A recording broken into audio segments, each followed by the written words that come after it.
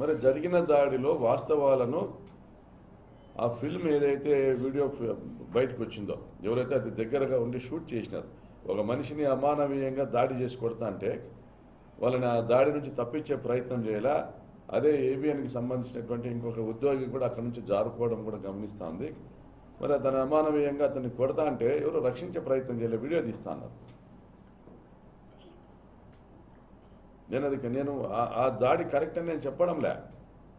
ఇందుకు దారి తీసిన పరిస్థితులు ఏంది, ఎవరిది తప్పు, ఎవరు బాధ్యత వహించాలా? ఏబిఎన్ రాధాకృష్ణ బాధ్యత వహించాలా, చంద్రబాబు నాయుడు బాధ్యత వహించాలా? ఏబిఎన్ ఆంధ్రజ్యోతి విలేకరి మీద దాడి జరిగినా, కర్నూలులో ఈనాడు పార్టీ కార్యాలయం పైన దాడి జరిగినా బాధ్యత వహించాల్సింది మీ నాయకత్వ వైఫల్యాల వల్ల తెలుగుదేశం పార్టీ అధికారం కోల్పోయి మీరు దుర్మార్గాలు చేసి హామీలు ఇచ్చి అమలు చేయకుండా ప్రజలను మోసి మీరు అధికారాన్ని కోల్పోయి మళ్ళీ అధికారంలోకి రావడానికి పనిచేస్తున్న ప్రభుత్వాన్ని తగ్గించి చూపేటువంటి ప్రయత్నము, పలచన చేసేటువంటి ప్రయత్నం చేయడానికి మీరు మీడియాను ఉపయోగించుకుంటా ఉన్నారు. మీకు ఎవరు మీ సోషల్ మీడియాను ఉపయోగించుకుంటా ఉన్నారు. మీకు జనం రావడంలే, కలిసి రావడంలే. మీరు ఎంతో రెచ్చగొడతా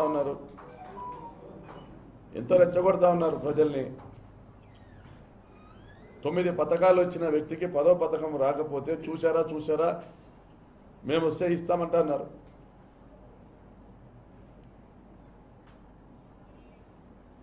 స్పెసిఫైడ్ యూనివర్సిటీస్లో విదేశీ విద్యకు సంబంధించి నోటిఫైడ్ యూనివర్సిటీస్లో మాత్రమే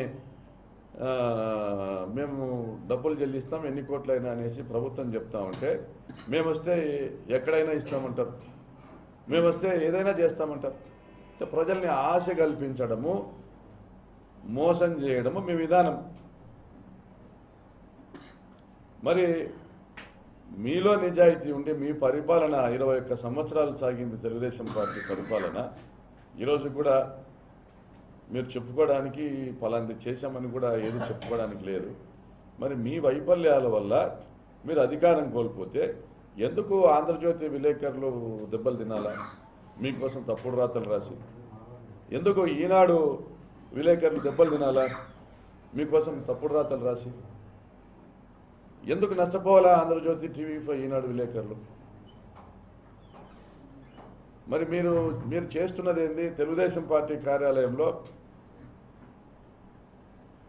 ఒక తెలుగుదేశం పార్టీ నాయకుడి కుమారుడిని ఐటీడీపీ అధ్యక్షునిగా పెట్టుకొని మీరు చేసింది ఏంది? లండన్ నుంచి కాల్స్ చేయించి, లండన్ నుంచి పోస్టులు పెట్టించి, విదేశాల నుంచి పోస్టులు పెట్టించి దాన్ని హైర్ చేసుకొని మనుషుల్ని ఓ 15-20 మందిని హైర్ చేసుకొని 15-20 మందిని హైర్ చేసుకొని వాళ్ళ ద్వారా ఒక్కొక్కరు ఒక జిల్లాని కంట్రోల్ చేసుకుంటా ఒక్కొక్క జిల్లాకి 200-300 మందికి మీరు రీఛార్జ్ చేస్తూ మొబైల్స్లో అసలు దారుణమైన పోస్టులు, వైఎస్ఆర్ కాంగ్రెస్ పార్టీ నాయకుల కుటుంబ సభ్యులపైన దారుణమైన పోస్టులు, వైఎస్ఆర్ కాంగ్రెస్ పార్టీ నాయకులపైన దుర్మార్గమైన పోస్టులు. ఇది ఏ విలువలకు అర్థం పడుతుంది? ఇది రాజకీయంగా తెలుగుదేశం పార్టీ విలువలు లేకుండా ప్రవర్తిస్తూ ఉంది.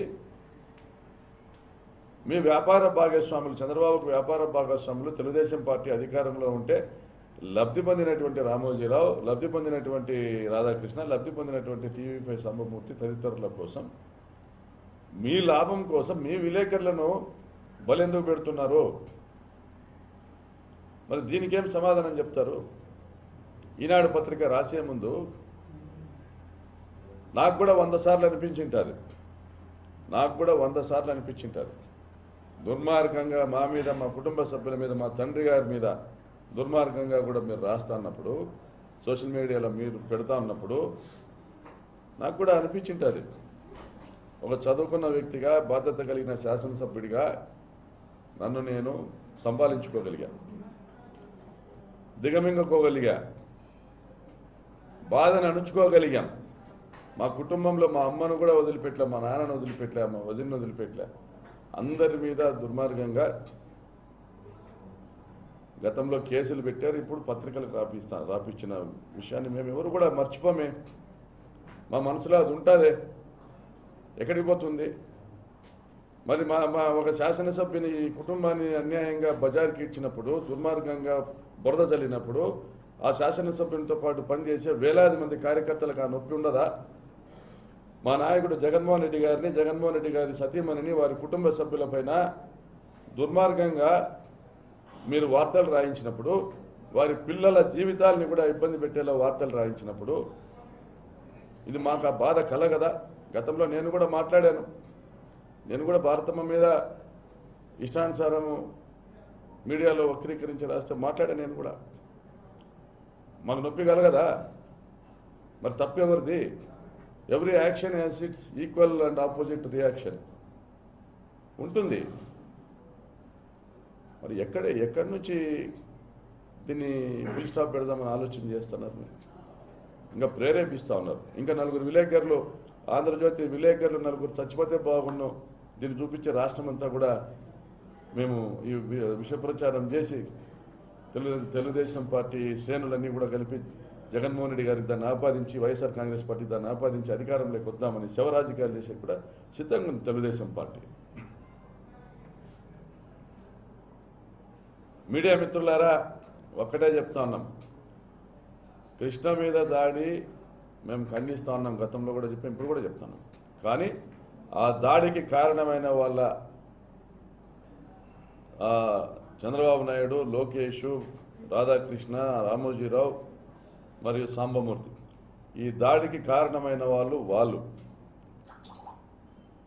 ఆయా మీడియాలు, ఇందాక నేను చెప్పినటువంటి పత్రికలు, ఛానళ్లకు సంబంధించినటువంటి రిపోర్టర్లను, కెమెరామెన్లను, వాళ్ళను వైఎస్ఆర్ కాంగ్రెస్ పార్టీ మీద, వైఎస్ఆర్ కాంగ్రెస్ పార్టీ అధ్యక్షుని మీద, వైఎస్ఆర్ కాంగ్రెస్ పార్టీ ఎమ్మెల్యేల మీద బురద జల్లేదానికి ఉపయోగిస్తున్నటువంటి వాళ్ళది ఈ బాధ్యత. ఇప్పటికైనా ఆలోచన చేసి మనస్సాక్షికి అనుకూలంగా మీరు మారండి, వాస్తవాలు మాత్రమే రాయండి.